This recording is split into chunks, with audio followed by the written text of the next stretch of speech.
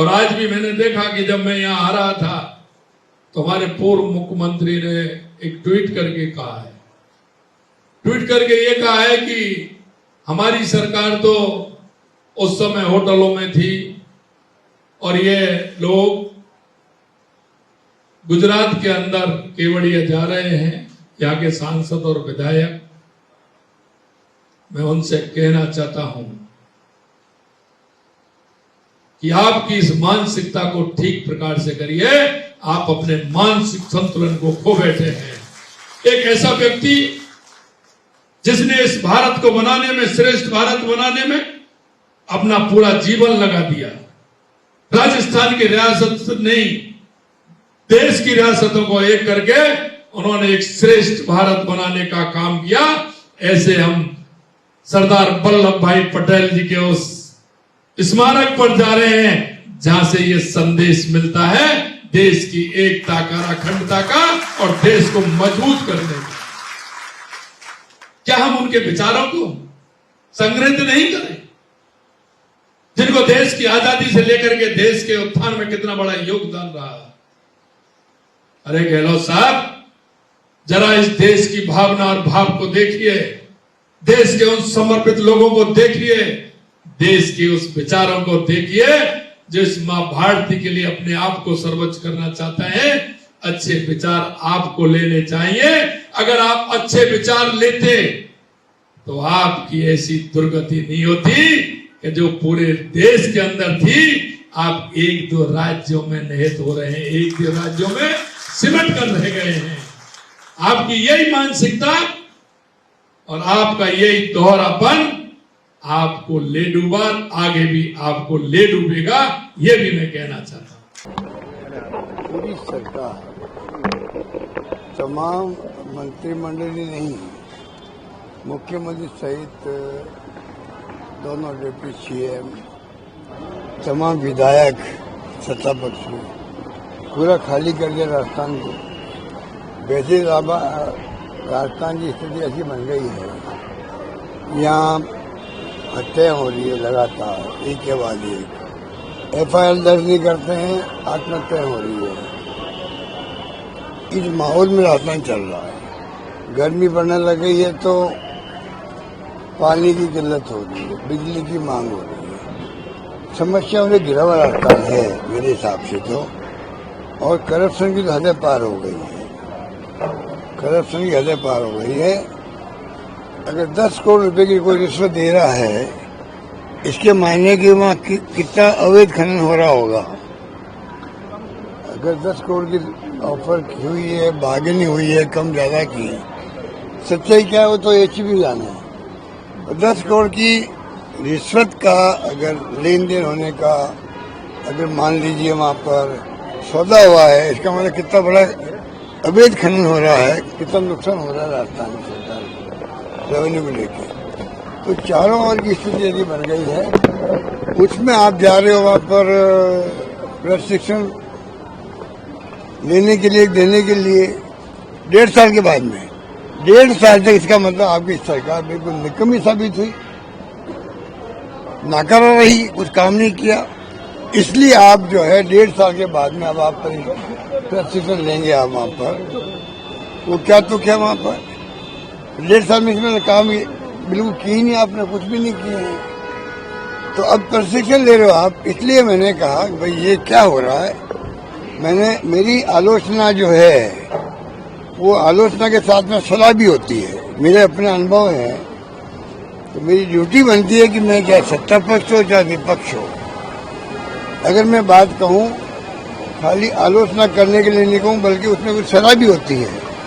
अब समझने वाला समझता है, अलग बात है, डिपेंड करना है कि वो क्या समझते हैं, वो उनके ऊपर है।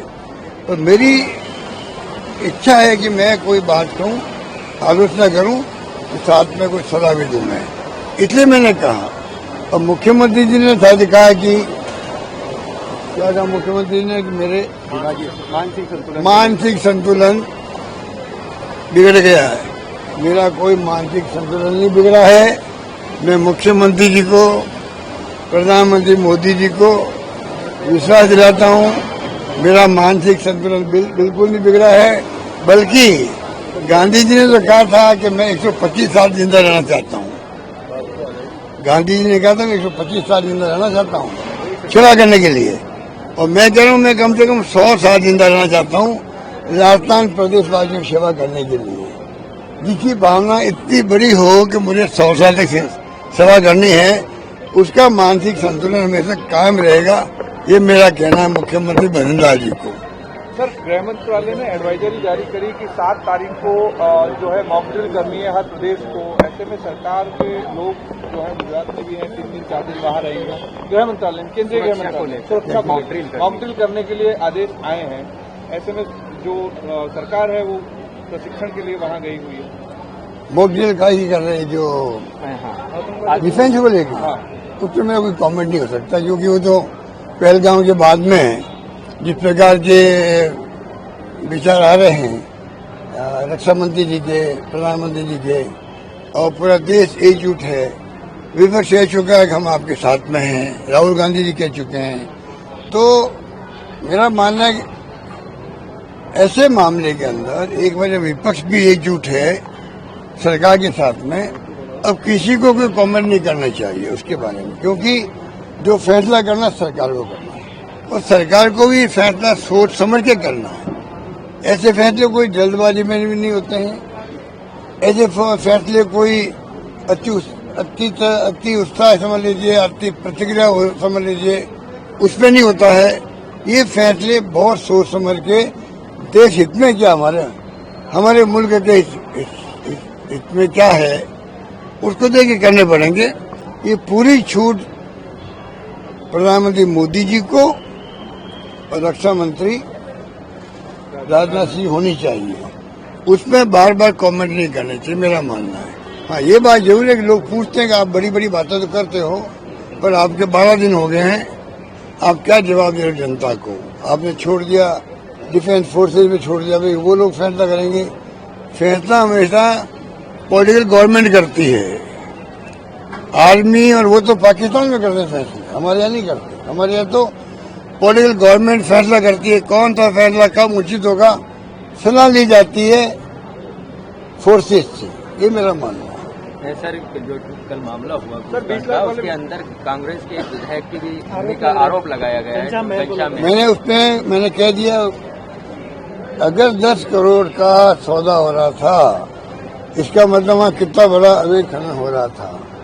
बाकी मैंने कहा ये जांच का विषय एसीबी का है, हमारा नहीं हो सकता। सर, सवाल जो लगाए गए थे उनके जवाब भी दे दिए गए थे, तो जवाब जब दे दिए गए थे तो वापसी का मैटर ही नहीं होता। तो ऐसे में क्या लगता है कि कुछ साजिश हुई है? देखिए, मैंने कहा यार तो मुझे नहीं मालूम है, मैंने पढ़ा है खाली, तो मेरा कॉमन सेंस का ये था कि भाई अगर 10-10 करोड़ के आप लेन देन की बात कर रहे हो तो इसका मतलब है कि अवैध खनन भी उसी के अनुपात में हो रहा है। तो कितनी भयंकर स्थिति है राजस्थान के अंदर, खाली वहाँ की बात नहीं है, इसके मतलब पूरे प्रदेश के अंदर अवैध खनन की बाढ़ आ गई है। रेता जो है, बजरी लूटी जा रही है, पब्लिक को महंगी मिलती जा रही है। ऐसी स्थिति में ये प्रदेश चल रहा है। तो मुख्यमंत्री को मैं कहना चाहूंगा, गवर्नेंस पे पूरा ध्यान दे, वो उनके इंटरेस्ट के अंदर है। गवर्नेंस की स्थिति अच्छी नहीं है, चाहे वो उनके पास जो उनके सलाहकार है वो क्या सलाह दे रहे हो मुझे पता नहीं है, पर ये खबरें आज परसेप्शन में आ गई है, राजस्थान की पब्लिक के परसेप्शन में आ गई है, और ये परसेप्शन बन गया है कि करप्शन भयंकर हो रहा है, काम नहीं हो रहे हैं, सरकार की दिशा में जा रही है, किसी को नहीं मालूम, ये मेरा मानना है।